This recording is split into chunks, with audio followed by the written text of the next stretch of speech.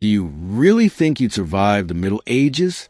Many people romanticize this historical period, imposing castles, brave knights, medieval music-filled balls, even the idea of a simpler life, far from the rush of modern times. But what if I told you that if you were transported to 13th century Europe right now, unprepared, you'd likely be dead before sunset? Yes, dead. This isn't an exaggeration. And no, this isn't just another video about medieval curiosities. This is a historical reality check, one that'll make you completely rethink everything you thought you knew about the Middle Ages. Get ready to discover how simple, everyday acts like drinking water or taking a bath could literally kill you within hours. This is a dark, fascinating dive into one of humanity's harshest eras. And the scariest part? Everything here is real. If you're new here, subscribe now so you don't miss the next chapters of this series. And if you love stories that reveal history's darkest sides, smash that like button and comment below. Could you survive 24 hours in the Middle Ages?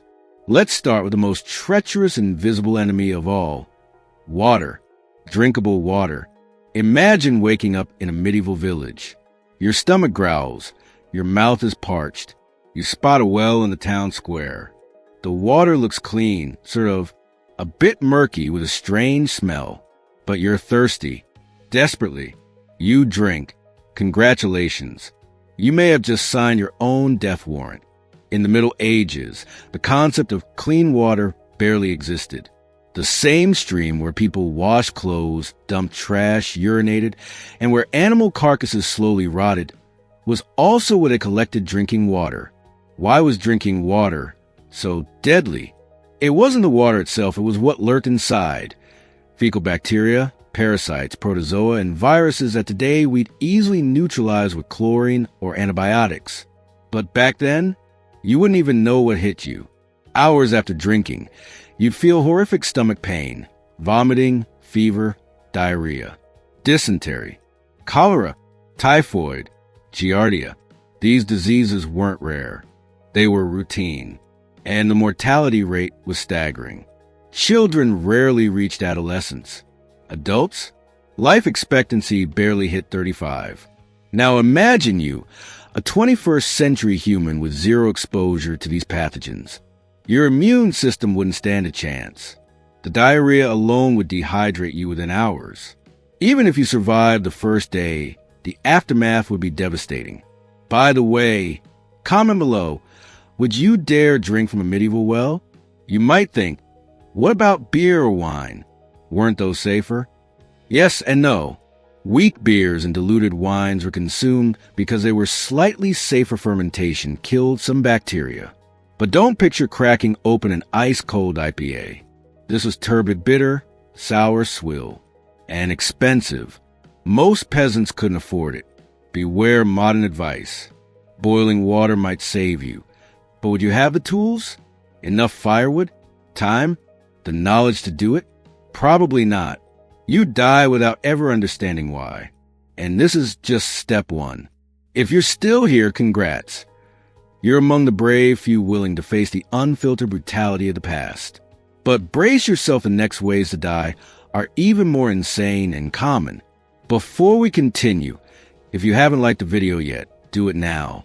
And tag that friend who claims they were born in the wrong era. Really? Next episode, eating bread can kill you. And we're not talking gluten intolerance. The cursed bread. If you survived the water, congrats. Few did. But the Middle Ages is just warming up. Now you're starving. Your body, used to modern breakfast, screams for energy. You smell freshly baked bread, the staple food of the era. Wheat, rye, oats. Simple. Harmless, right? Wrong. You take a bite, and without knowing it, you've just eaten poison. What made medieval bread so dangerous? For centuries, European bread was contaminated by Claviceps purpurea, a fungus called ergot. It thrived in grains like rye, especially in damp climates or poorly stored harvests. Ergot was invisible to the naked eye, a silent killer. Its effects? Seizures, vomiting, hallucinations, gangrene, death, victims of ergotism, aka St. Anthony's fire, screamed in agony as their limbs rotted while still attached. Many were thought to be possessed, others branded heretics. Few realized the culprit was their daily bread, and this wasn't rare. It happened to entire villages for centuries. Comment below. Could you resist hunger, knowing the bread might be poisoned? Now imagine you, a modern person used to hygienic, processed flour, biting into ergot-infested medieval bread. Your body would react violently. Picture seizing in the town square. No idea why. What would they do to you? Assume you're accursed or possessed, tie you up, leave you to bleed out, or worse, call the village priest to exorcise you. No anesthesia, no help, no understanding. Death by a loaf of bread, literally. And we haven't even mentioned the extra ingredients. Flour mites, invisible larvae, rats. Grain storage with precarious sacks of rotting grain attracted vermin. But no one threw it away. It was all they had. Waste wasn't an option.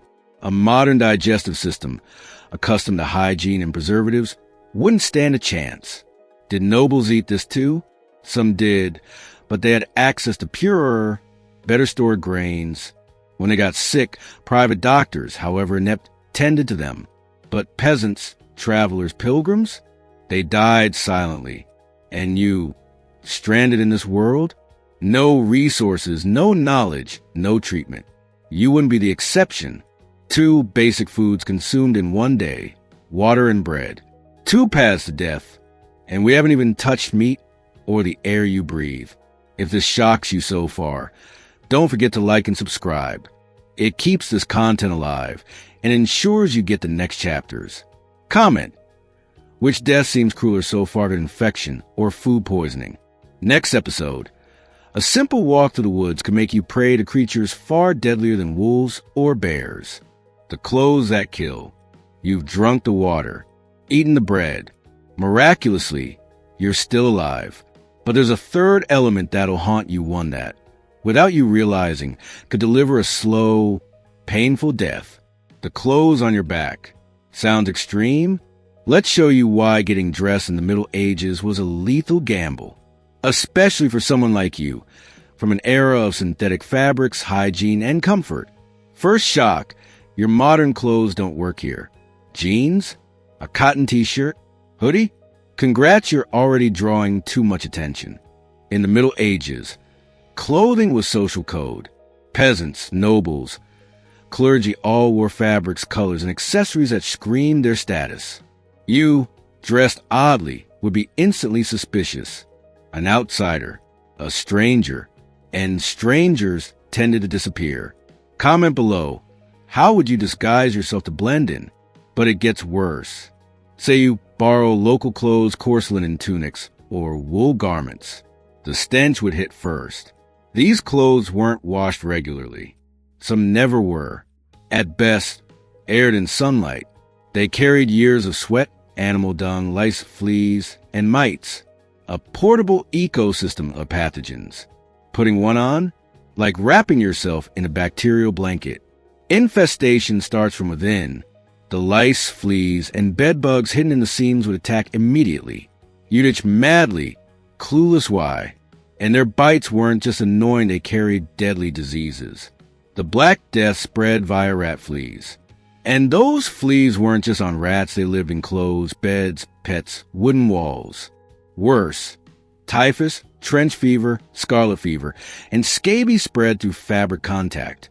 Did you know brushing against an infected tunic could give you typhus? Now imagine that on your body, no baths, no soap, no relief. If you took off the clothes, worse, scratching open wounds that infected fast. If you kept them on, heat, filth, and parasites multiplied. A no-win trap. Literally wearable doom. Wet wool, a silent nightmare. Winter clothes? Mostly unrefined wool. In rain or humidity, it soaked up water like a sponge, becoming heavy and freezing. Caught in a storm, your clothes might take days to dry. Meanwhile, your soaked body would battle hypothermia even in mild weather. A wet, shivering figure huddled by a feeble fire, waiting to die. And if you slept in those clothes, you might not wake up. No spare outfits. Unlike modern wardrobes, most people own 2 outfits, one for work, one for church. If they were lucky, many wore the same clothes for months. Fabrics were expensive, sewn by hand. Each tunic took days to make. Torn, stitched up, filthy, rubbed with ash to clean the grease. That's it. Shoes? Even worse. Think your sneakers would last? Nope. They'd rot or fall apart in days. So you improvise leather boots. But medieval leather wasn't chemically treated. It was cured with urine, animal fat, and tree bark.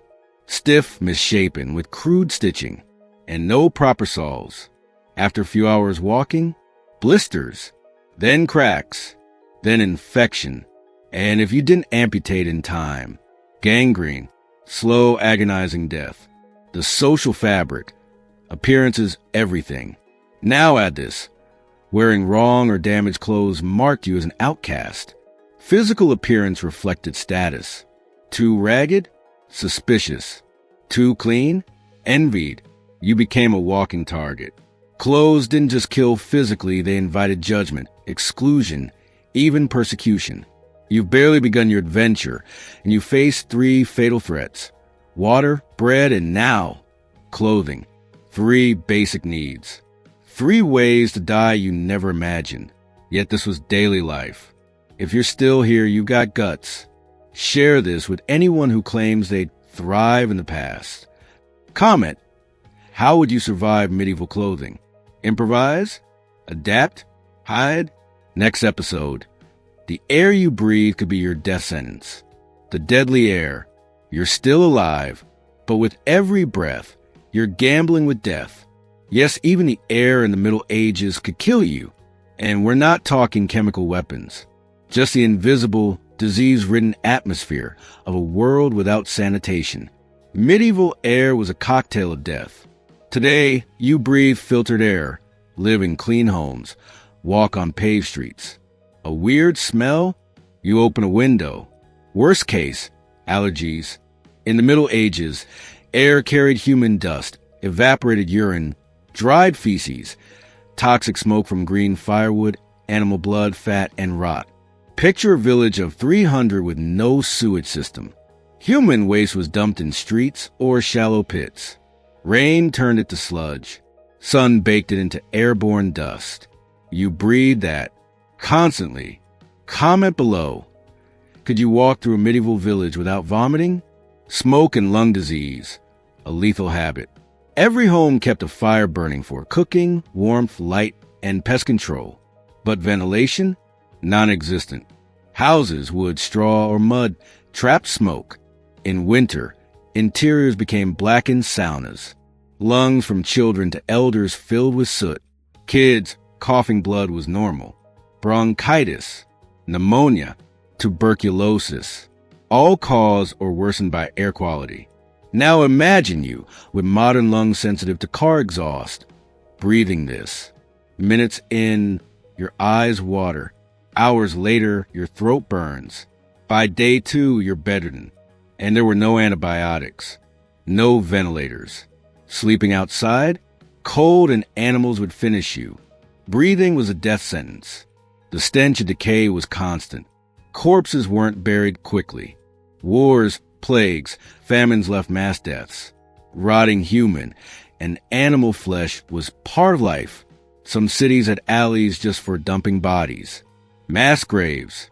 When it rained, remains resurfaced. The stench drew rats. And with them, disease. Like the video so far? Smash that like button and subscribe. Even sneezing was dangerous. In the Middle Ages, a sneeze could get you killed. During plagues, it signaled infection. People were banished, beaten, or executed for respiratory symptoms. If you have allergies or sinus issues, medieval life would be hell. Every sneeze equals a threat. Every cough equals suspicion. Every breath equals risk. Miasma, the science of ignorance. Medieval medicine blamed disease on miasma toxic fumes from rot. While wrong about germ theory, they weren't entirely wrong. The air was deadly. Plague doctors wore beaked masks stuffed with herbs to filter it. You wouldn't have one. No time to make it. No protection. Just walking through town exposed you to millions of unknown pathogens. Cities, respiratory death traps. In places like Paris or London. Worse, narrow streets. No airflow. Feces tossed from windows. Horse manure everywhere. Blood from open-air butchers. All of it festered. And when the wind blew, you inhaled a thick, hot, infectious stew. Like living inside an infected lung. Countryside? No escape. Think, I'll flee to the countryside, fresh air. Nope.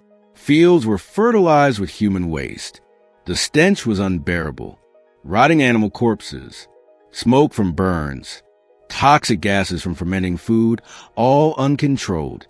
Even flower scents without nasal hygiene caused irritation. This was a world where breathing hurt. What could you do? You can't stop breathing. Can't hide from air. Can't purify it. Your only chance? Flee to the mountains, but you die getting there. By now, you get it. Every aspect of medieval life was a minefield. Eating, drinking, dressing, breathing, all could kill you. And we're only halfway through. If this unsettles you, imagine living it. Share this with someone who needs a reality check about the past. Comment, how would you survive the Middle Ages toxic air? Herbs? DIY masks? Flee cities? Next episode. The simple act of taking a bath could seal your fate. Bathing. A death sentence. You survived poisoned water, cursed bread, infested clothes, and toxic air. Now, naturally, your body craves a bath. But here's the cruelest irony yet. Bathing in the Middle Ages might be what kills you. Yes, washing yourself could be a death warrant. How is bathing dangerous? Today, baths mean health and hygiene. But in medieval Europe, logic was flipped. Most people didn't bathe regularly. Some went months, even years, without touching water. Not by choice.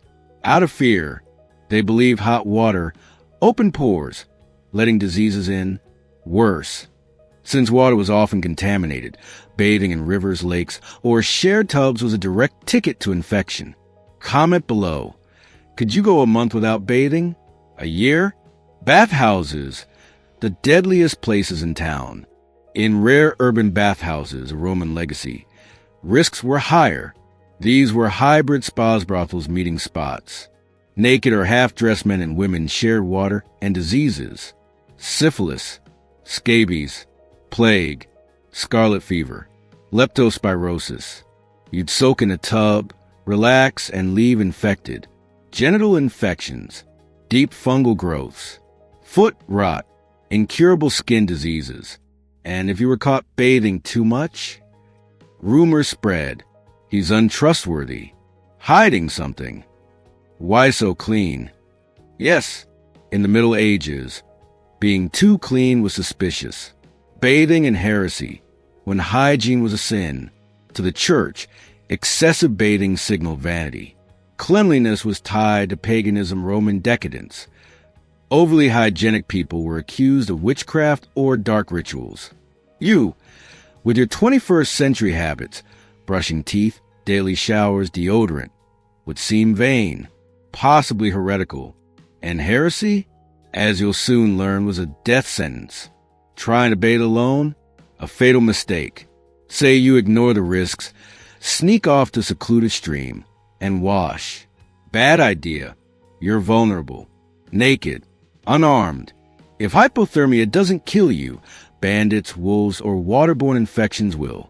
Most rivers doubled as dumps for trash, corpses, feces, and urine, literally bathing in filth. Did nobles bathe? Sometimes on special occasions. With extreme caution, water was boiled with herbs and oils. Servants tested it first. Even then, rarely.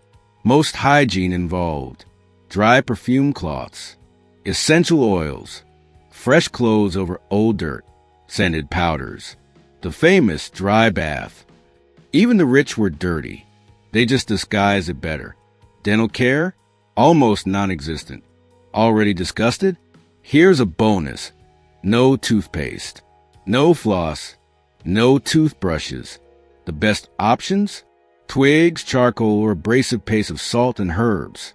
Often, these wore down enamel, causing more damage. Result? The average adult's mouth was a graveyard of rotting teeth, abscesses, and toxic breath. And a tooth infection reaching the jaw, it spread to the brain. Death came in days amid fever and delirium. So what do?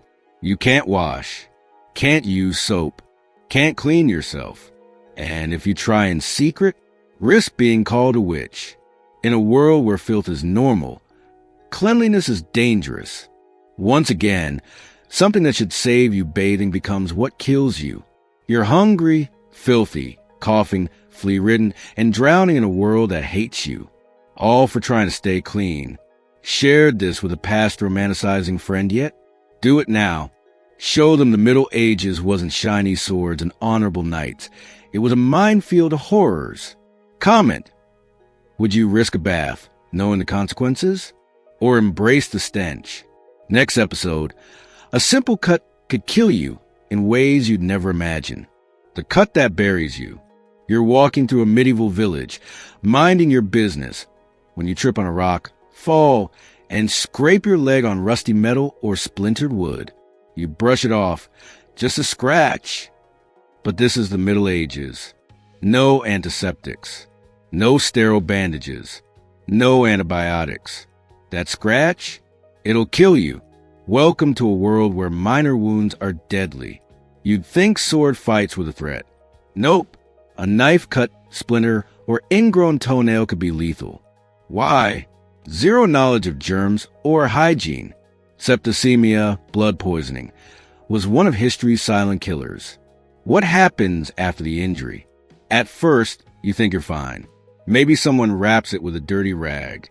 You tie it with leather, grit your teeth, and move on. By day 2, it's swollen, hot, red, walking hurts. A foul smell starts. You've got an infection. And there's nothing you can do. No penicillin. No hospital. The village healer might suggest amputation with a kitchen knife. No anesthesia. No sterilization. No guarantee you'll survive the cut, let alone the infection after. Medieval treatments. Torture disguised as medicine. To cure wounds, healers used animal feces, human urine, with ash. Others burned wounds with hot iron, cauterized without hesitation. Leeches and bloodletting were common to remove bad blood. Result? You'd bleed out, or pass out from pain, or go into shock. Comment below. Could you endure a medieval healer's care? Amputation, a death sentence. Think life in prison is bad? In the Middle Ages, they eliminated problems. Punishments included mutilation, chopping off hands, ears, noses, branding with hot irons, torture, stretching, crushing, burning, public drowning, hanging, impalement, burning alive. And you didn't need to commit a crime to get these. Just be accused. Evidence. Just someone's word. If a priest, noble, or influential villager called you a heretic, thief, or witch, that was enough. Your defense? Irrelevant. Comment. How would you defend yourself in a trial where no one speaks your language? Torture as truth-seeking. If you denied accusations, they'd torture you until you confessed. And not just pain and human torment. Controlled drowning. Nail removal. Limb crushing. Ropes that tore muscle. Many confessed to crimes they didn't commit just to end it.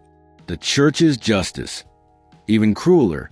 You enter a church for help, but say the wrong thing. A misquoted verse. A suspicious gesture. Congrats. Now you're a heretic. The Inquisition? A trained system to extract confessions. And after confessing, no mercy. You'd be burned. The pyre purified the soul. No documents? That's a crime. In the Middle Ages, no one trusted strangers without proof of origin. No papers? Instantly suspect. Your word against the world. And as a wanderer, you were prime target for enslavement or execution. Being modern would doom you. Mention the earth orbits the sun, or germs cause disease, or boiling water purifies it. Someone would report you. He speaks like demons. Denies God's truth. Knows too much. You'd be accused of witchcraft or heresy. And no escape. The Middle Ages wasn't about justice. It was about power. And in that game, you always lost. Comment. What would you do if judged without defense? Next episode. The final thing that would kill you with 100% certainty. Time. The slow death of being yourself. The Middle Ages was a minefield of physical and social dangers. But the cruelest killer? Time itself. Because if nothing killed you in 24 hours, the medieval world would grind you down physically, mentally, soulfully. You wouldn't survive emotionally. Imagine waking every day unsure if you'd see tomorrow. No one to talk to. No books. No music. No light. No explanation for anything. Everything you know science, medicine writes, freedom doesn't exist here. You'd be surrounded by suffering, ignorance, violence, and fear. Share this with anyone who complains about modernity. Psychological isolation would break you. No one understands your speech. No one recognizes your references. No one cares where you're from. You're the weird one, a threat, a ghost, completely alone. And no one survives that indefinitely. Guilt would consume you. You'd watch children die of colic.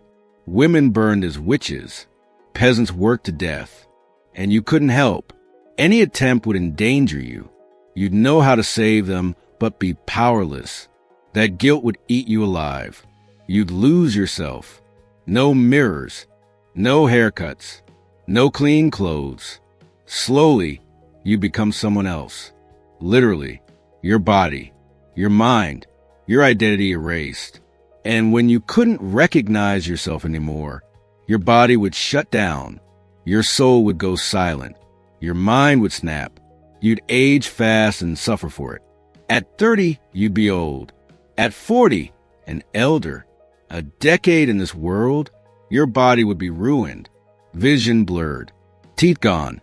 Immune system destroyed. And the pain? Constant. No painkillers. No care. Just agony. And if you try to escape, say you flee to the wilderness. Hypothermia. Starvation. Infection. Bandits. In the Middle Ages, no one lived alone. Solitude equals slow death. The truth? The real death was staying alive too long. You could dodge disease, avoid wounds, escape execution. But eventually, the Middle Ages would consume you, your modern mind, your logic, your values crushed. One day, you wake up not remembering who you were. Just another dirty, broken, obedient peasant dead inside. And that's the end of our journey. Think you could survive 24 hours in the Middle Ages with your modern knowledge? Think again. This world wasn't just brutal, it was unlivable. Every step, every word, every breath could be your last. And even if you avoided immediate dangers, time, isolation, despair, the Middle Ages would kill you. Maybe not in 24 hours, maybe in 24 days, maybe in 24 months, but it wouldn't let you leave unchanged. Now tell me in the comments, after all this, could you really survive? Or are you begging for a time machine now? If this series shocked you, like, subscribe, and share with anyone who thinks they'd thrive in the past. You just experienced one of history's hardest survival tests facing the Middle Ages with a 21st century mind. Thanks for joining this brutal, eye-opening journey. This was 10 things that would kill you in 24 hours in the Middle Ages. A series to shock, educate, and remind you how privileged you are to live today. Want more deep dives like this? Comment, I want more, below. And remember, you survived this video, but you wouldn't survive the 14th century.